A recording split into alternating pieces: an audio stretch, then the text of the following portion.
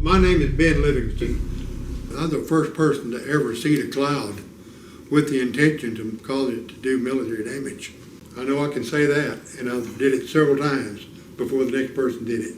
Tell me what these clouds are we're looking at. Well, these clouds were located up in the southern part of North Vietnam, and we needed to make rain down on the Ho Chi Minh Trail, Highway 1. But there weren't any real clouds around. There were a number, this was the end of the monsoon season, but there were a number of these small clouds that barely reached the freezing level, and by putting a small amount of silver iodide in there, we got them to collect and start to build. And as they built, we just worked on the largest tower in the group until in just a very short time we had clouds that were... You told me this cloud got 14 inches of... Well, this cloud, of course, this is all the same cloud. I was cleared top secret, eyes only, as high as you could get. I got interested in weather modification when I was a farm boy. I never could understand why the clouds wasn't bigger, had a little more shade, and was chopping that cotton. So I got in the Navy. I managed to get into meteorology school, and I think that's really where I learned the most of my physics. I was assigned to the Typhoon Squadron in Guam, where I served for 3 years as a flight meteorologist and meteorological engineer. From there, I came back to additional school at Texas A&I University down in Kingsville, and from Kingsville, they sent me to the Hurricane Hunter Squadron in Jacksonville, Florida. That squadron, of course, had just become involved in Project Storm Fury. So when I reported to that duty station as a meteorological engineer, I was immediately designated the military member of the Storm Fury Advisory Board. We were doing quite a lot of testing work out over the test range at China Lake, California, where we dropped cloud seeding flares or silver iodide generators into clouds, or just where we wanted to see what the reaction was. And it was there when I learned for sure that you could really change a cloud by the amount of silver iodide you put in it and where you put it. This cloud here, from the time it started raining till it quit, it put out a little over 14 inches of precipitation. What did that do to the North Vietnamese? Well, it just washed all the roads out, and there was a bridge attached to a mountain that they'd bombed and could not get rid of it. This heavy rain washing out down that river took that bridge out. So you guys finally got it done. This was on October 13th. These are cloud seeding dispensing units on the side of C-130s. As you can see, these units held 52. These dispensers held 52 units. And under here on this F4, we had these camouflaged so they looked like they were. Did you fly those? Yes. You piloted the F4? Yeah. So you're a jet pilot too, huh? Yeah, I did these for about 7 years. You fly them all, huh? That's neat. And these were our own airplanes. The airplanes I had in my commercial cloud seeding business. See? I had a Duke, and a turbocharged Duke, of course, and Cessna 310 and a Turbo 210, and we built the flares that built them into the wings of our airplane so that they caused as little resistance as possible, or drag as possible. And these right here, these are pyrotechnics that we've cut in sections and fused them so that they could burn either singles or a pair, or cut half in two, or cut in 3 pieces, or cut in 5 pieces. So you can see obviously here, although these are dispensed in the vertical, they are essentially a horizontal cloud seeding device.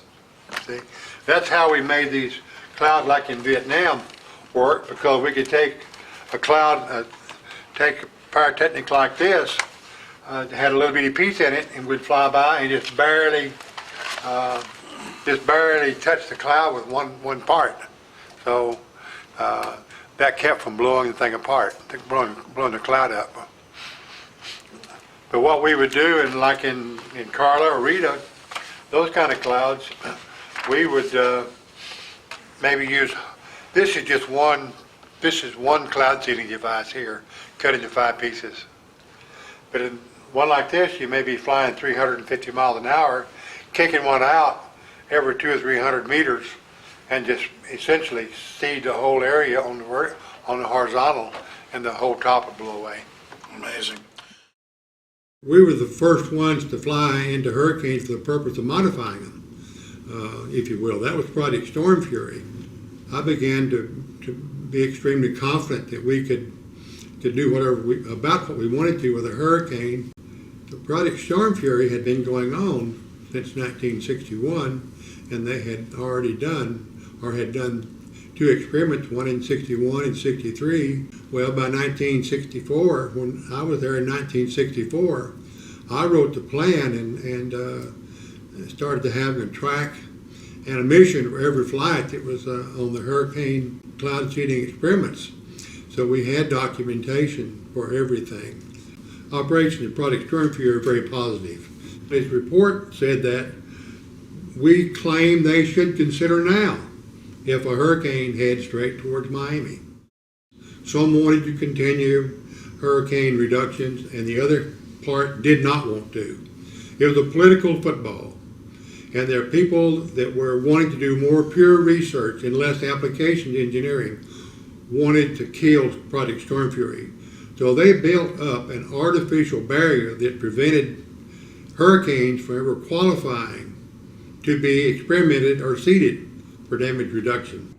NOAA research people came up with data that suggested that if a hurricane went through a certain little geographical area, there was no history in 100 years that a hurricane had been through that area ever reached land. So they made a requirement that the storm must go through this area of, I call it an area of improbability, before it would qualify for hurricane damage reduction attention. So after about 10 years, no hurricanes went through there, and the people, that is the scientists who didn't want to spend money on aircraft reconnaissance, decided, well, it's just too expensive, we can't wait any longer, so they killed the project altogether. I am terribly disappointed that the government have decided a long time ago not to do the hurricane damage reduction anymore. They can talk about the scientifically rigorous data, the inability of civilian aircraft and so forth to collect this data, and poo-poo the empirical, that is to say, the observations that you make just by looking out the window or watching your instruments, saying it has no value. In order to change the weather and know that you're changing it, you must have instrumentation or document it. So my line of business really was to design and make equipment that would document changes in the weather. You take a cloud that Mother Nature or God has provided, and you alter that cloud. Well, the reason the cloud doesn't expand on its own in most cases is the fact that there's a lot of moisture, but there's no nuclei. There's nothing for the moisture to stick to. So when you provide the silver iodide nuclei, it causes the water to coalesce to that nuclei, and when it does, it releases heat, which means everything starts to rise. If you produce enough nuclei at the right places in a cloud, there's essentially no limit to how fast and how far it'll grow, because it just keeps releasing heat as it goes up, and of course the heat keeps trying to rise. So with the nuclei, it's very small and they're put off by these flares, but then water starts attracting to it and then it builds condensation. Well, you put out a G into these, silver iodide nuclei, and they attract water.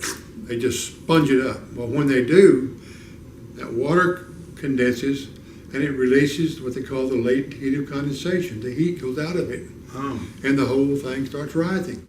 If you're in the business of trying to kill clouds, then of course you go up to the area where there are some vertical shear, the wind blowing some direction or other, and you provide the nuclei at a level above where the raindrops are. They are then so light that the wind vertical shear merely blows the top of the cloud away.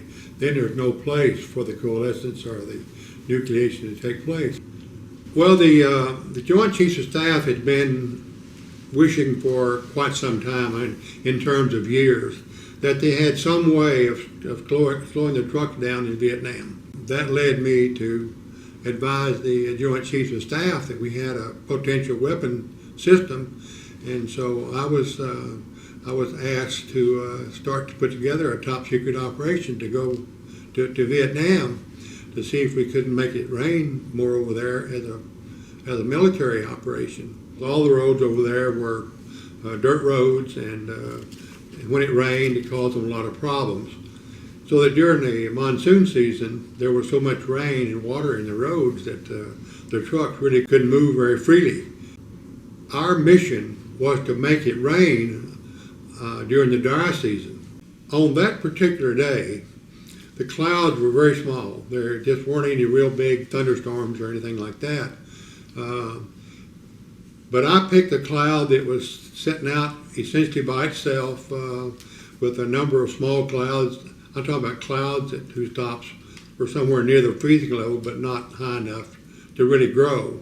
And I nurtured one of those clouds until it finally got it in well past the freezing level, and then the cloud developed a lot of convective activity, and it started sucking clouds into it, just building up, and I took a series of pictures what I called for 41 minutes. By the end of 41 minutes, we had flown up to over 65,000 feet, and we still couldn't reach the top of the cloud.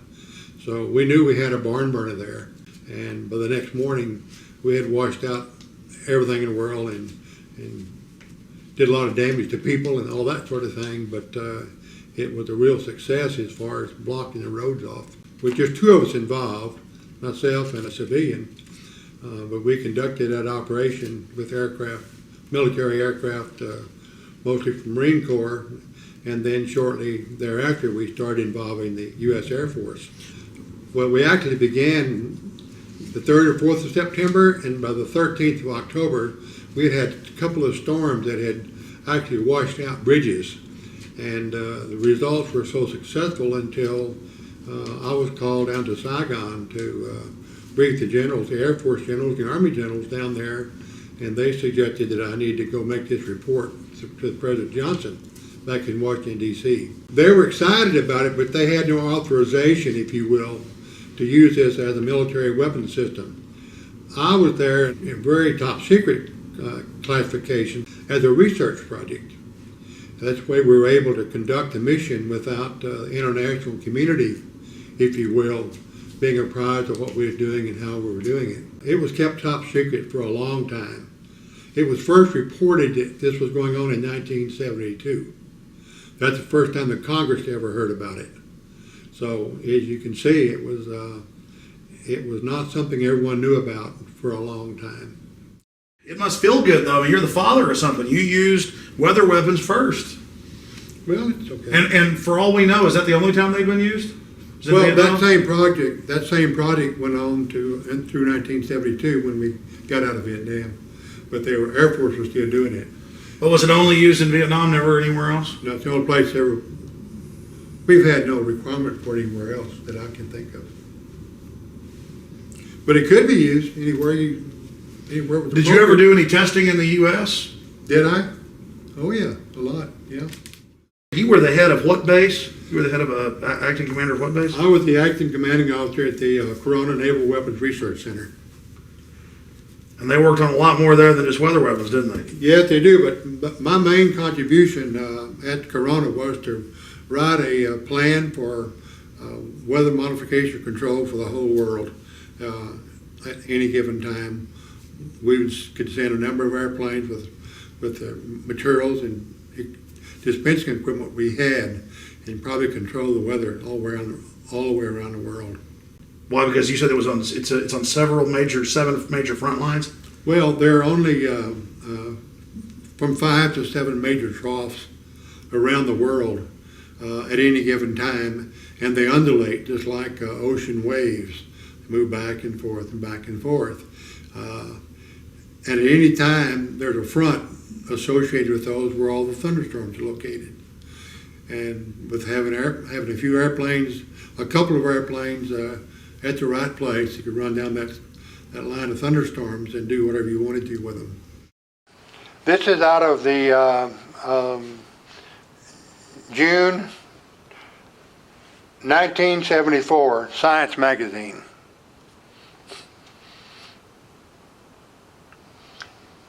And this article was actually written in it says it's written in 1974. Yeah, it was 1974. And this is when the Senate got wind that something had been going on in Vietnam that they didn't know about, and they wanted to know about it. Well, it's interesting to note that this project ended in 1972. It started in 1966. So you can see the secrecy. Senator Pale was a kind of aggressive senator about people doing things that the Senate didn't know about. He got wind of it and he asked for a briefing. And a Colonel Sasser, I believe his name was, may have been something else, but a colonel, Air Force colonel, gave them a briefing, gave his committee a briefing, and told them it had been going on since in a research configuration from 1966 to the present time. President Johnson was very mild. It turned out that he had known my father. So we had a little old homecoming there for just a few minutes. And then he asked me what I was doing and told me he had read and been briefed on what we were doing and how we were doing it. And he asked me my opinion of it and asked if I thought that we could continue that. I said, well, I see no reason why we can't continue it, because we'll have the same kind of weather coming up again in March of next year, and we can seed and make rain right into the monsoon system. And we can then extend the monsoon system well past this August end to maybe the first week in November. He didn't say a whole lot about it, except he thought it was he thought it was real weird, if you will, that people could take a little weather modification and change the whole climate of the country. When I came back to the States, where I had time to do something as far as weather modification was concerned, I went back to my duties, if you will, as being the military member of the Project Storm Fury Advisory Committee. Without getting anything classified, can you tell us about some of the tests you did in China Lake? Well, of course, in China Lake we had different manufacturers of these cloud seeding devices. We had different yields for them. We had different burn times on how fast we wanted to put all this nuclei out. And so we tested all those things in China Lake. We'd pick a cloud out in the middle of the desert out there. We had 100 miles test range out there that belonged to the Weapons Center. And we'd just pick a thunderstorm and go do what we wanted to with it. By 1969, we had all the latest state-of-the-art equipment in a number of airplanes, and we also had aircraft equipped with dispensing equipment to put silver iodide into a hurricane. The hypothesis for how to do this had been developed by Dr. Joanne Simpson, and her husband, Dr. Robert Simpson, was the director of Project Storm Fury for a number of years. And we followed her hypothesis, which said that if you seed enough clouds in the right front quadrant of a hurricane where the energy cells are, you may build a second eye, or at the minimum make this original eye much bigger, which meant you have a reduction in wind velocity. Tell us again, Mr. Livingston, Ben, just exactly who Mr. Simpson is. Dr. Simpson At the time Project Storm Fury started, he was the head of the United States Weather Bureau. With the funds being made available for Project Storm Fury, they created a new department or new entity of government called the National Hurricane Research Center. And Dr. Bob Simpson, was the director of that group. So he's preeminent. He is preeminent, and his wife Joanne. I attended a ceremony for her induction into the National Center for Atmospheric Research Laboratory Wall of Fame last summer, in which her name was placed on the wall as one of the 5 preeminent scientists in the nation in the 20th century. That's his wife Joanne, who was the head of Project Storm Fury for the 2 years. I worked with her for those 2 years. And they're saying right here that this is conclusive. Yes. So why aren't we saving people hundreds of billions of dollars and thousands of lives? This needs to be implemented. This book, Hurricane Watch here, is very important because it's written by a person who's a former director of the National Hurricane Center. So he's had worlds of experience in the research in these things. And I might add that I took Dr. Bob Sheets on his first airplane ride into a hurricane in 1964.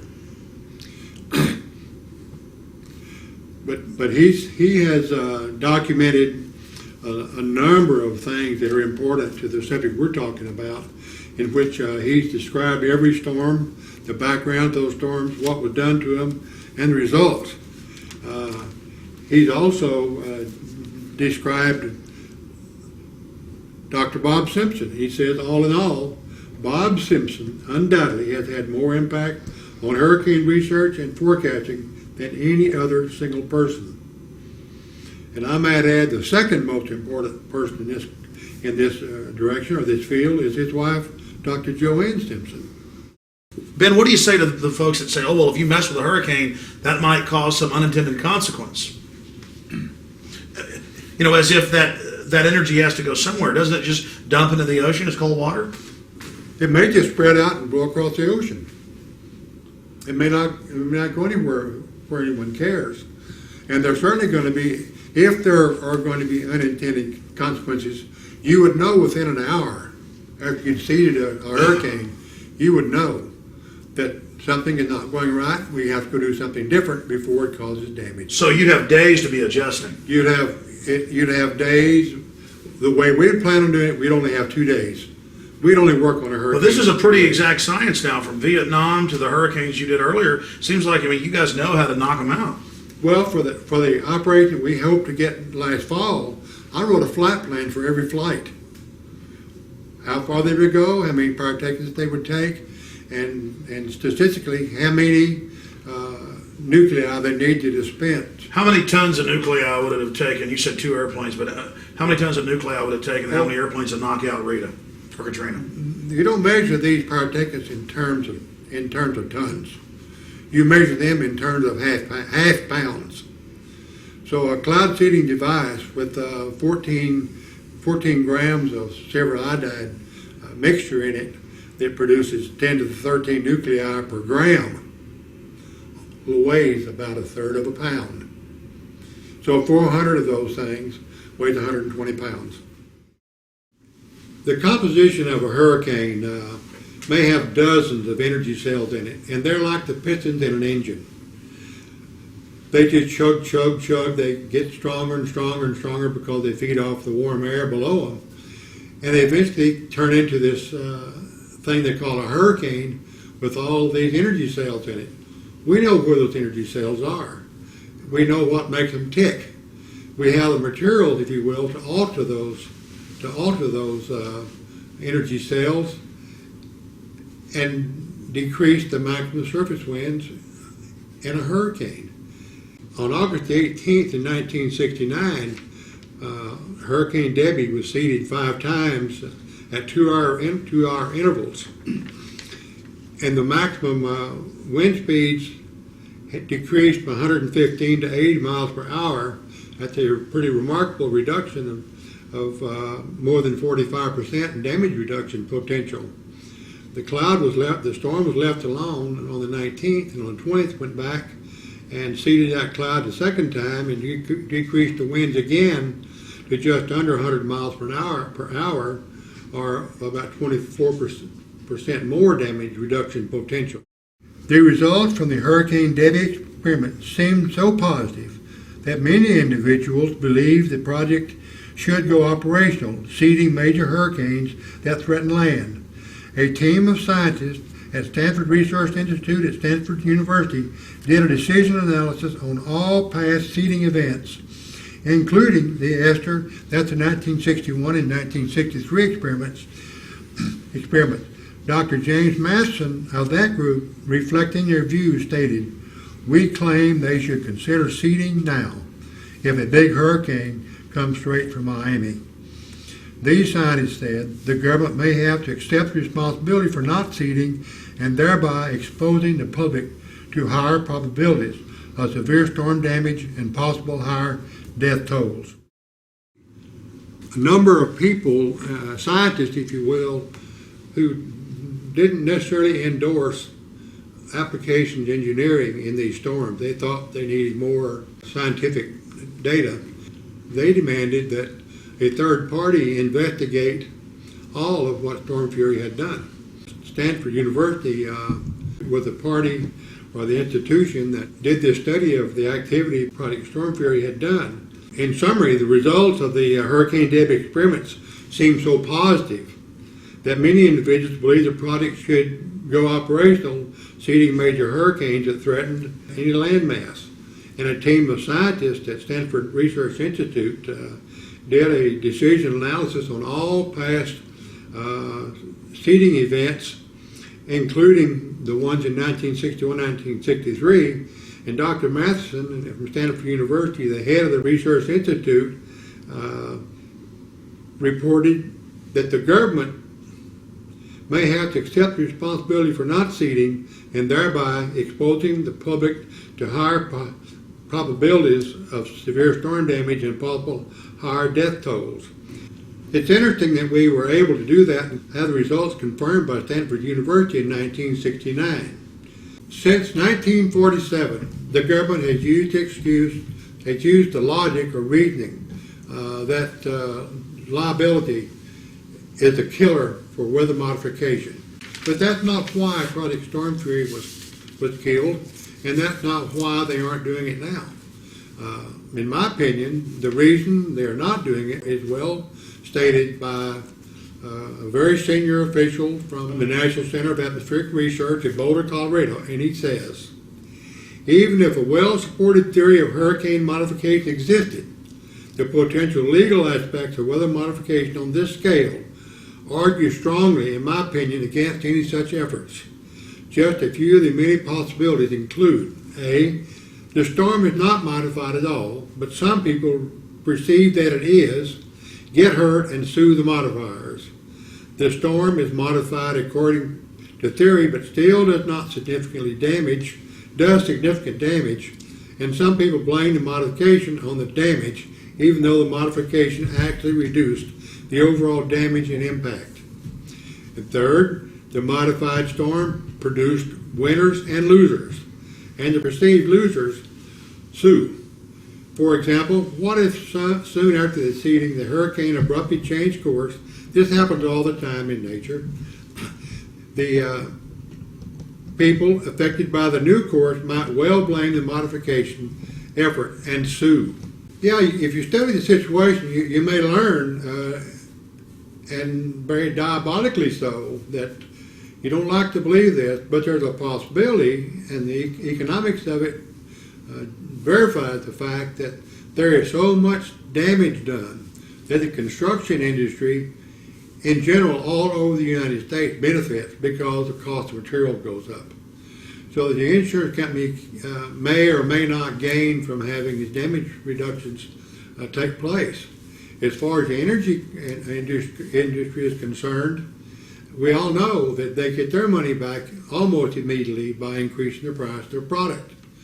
And it's not unheard of to believe that the actions performed by FEMA or the government is not a surefire way to buy votes. So there may not be any political or economic motivation on the government or some major industries' part to reduce the damages of hurricanes. The material that we put in the atmosphere are not toxic, and by volume they're nothing. It's my contention that we have a sure defense against those liability lawsuits. We place in our seeding materials a trace element of zinc or some other exotic material, so that any rainfall that falls that uses our nuclei to cause the rainfall or the hail, whatever comes out of it, all they need to do is collect some of that water, find some of our traces of some of our material, and we would then concede that we had something to do with it. And the other, of course, good defense is that we've had such horrendous hurricanes the last several years without any weather modification in the past 30 or 35 years. You sure can't blame a weather modifier for causing damage. The other governments are using weather control for many purposes. And Indonesia, for instance, Canada, Turkey, Greece, Russia, they're all using weather control to their benefit, and we aren't. Well, for several years, the Russians have had weather control product as one of their national goals. They're using weather control primarily to protect the large sites, or the sites where large numbers of people are congregating for celebration. So, such as in Moscow or Stalingrad, when they have these big military events there, or parades, so forth, they bring their cloud seeding people in, and their objective is to keep it from raining or to knock the clouds down. And it's not just the Russians that do that. Our company, for instance, does the same thing in Calgary every summer. The idea is to keep the hailstorm and the heavy rain down so that the construction business can flourish. It's a contract we've had for 9 years, and every summer we send 2 airplanes up there, or whatever it takes, and their only mission is to prevent hail and keep weather from doing damages in the city limits of Calgary. You've obviously been successful. Well, obviously, yes. It's just one of those things that we know how to do, and since the government hasn't done it, the corporate people in America have just built the instruments. They've installed them in their airplanes, but we have to be just as sure of what we do as the government would like to think they have to be. The men, the materials, the aircraft, and all of the other support equipment you need are available today to reduce the damages of hurricanes very significantly, and I'm talking significantly as being more than 35 or 40%. The roof doesn't lift off the house until about 105 miles an hour. If you reduce the damages in hurricanes by 35 or 40%, you're going to save 90% of the damage that's done by them. Because once you get down below 100 miles an hour, there's not a whole lot of damage occurs from the winds and hurricanes. The tack they've taken is that they're willing to spend money they haven't got to repair places that are not repairable, order the people to evacuate, and the people come back and their house is blown away. We think that's foolishness. We think that we ought to be trying to save those houses, let the people evacuate, but have them come back to a house with the furniture in it. Our aircraft can carry over 400 cloud seeding units. Now, those back in Project Storm Fury days could only carry 52. And the fact that we fly 2.5 times as fast and we know exactly where we are all the time, we feel like we have a much better opportunity, or better chance of reducing these hurricanes by even more than they were able to in Storm Fury. Number one, we would have attacked Katrina before she passed the southern tip of Florida, coming across the Gulf of Mexico, because there were a lot of people a lot of lives at stake there. We may not have done anything with Katrina until she got out in the middle of the Gulf of Mexico. But from then on, and I mean the middle of the Gulf of Mexico, I'm talking about to the eastern edge of the oil production. When it got close enough to do damage to the oil drilling and producing platforms, we would have started working on Katrina right then, and we would have seeded those energy cells in there based on data from the satellite information. We would have picked the energy cells in that storm, and at least every 12 hours, we would have been out there seeding those energy cells. Ben, why hasn't there been a lawsuit against the government for not stopping these hurricanes? You know, I don't know. I'm not a lawyer, but I really don't understand why. Because the government certainly has reneged on its responsibility to the citizens of the country to protect them. They took unlimited steps in creating the Department of Homeland Defense and spent trillions or hundreds of billions of dollars on that thing. If yet a hurricane comes along that does more damage than that, and they won't even acknowledge the fact that there's some way to prevent it or slow it down. Well, the problem we have right now is that while we've contacted every senator in the U.S. Senate, all 100 of them, we've had one mediocre response from one of them. You get the impression that they just don't care what happens about the hurricanes, and we have presented a proposal to them to do hurricane damage reduction for the year 2006, and it amounts to around $6,000 a month.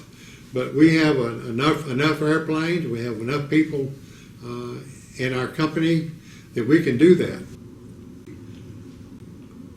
We need to be out there seeding these hurricanes, and if we don't get the results that we think we're going to get, then we can say we're not ready for it. But that's not going to be the case. What's this, Ben? This is a letter from the Secretary of Navy, and it's a commendation medal to me, and it's for meritorious services from 28 September through 1 November 1966. As a member of the Scientific Operational Evaluation Team for the Naval Ordnance Test Station deployed to the Republic of Vietnam. During this period, Lieutenant Livingston directly participated in project flights in a combat zone, in program planning, scientific data collection and evaluation, in material readiness of scientific recording equipment, and in the daily preparation of the weapon system under development, demonstrating outstanding professional competence. He and our procedures, thereby improving their effectiveness. His unyielding demand for accurate and complete data collections, his relentless search for technical competence, and his unwavering devotion to duty were major factors in the outstanding success of the project and were instrumental in the development of a unique major combat capability for the United States. Lieutenant Livingston's outstanding performance was in keeping with the highest traditions of the United States Naval Service. Signed, Paul H. Nitze, Secretary of the Navy.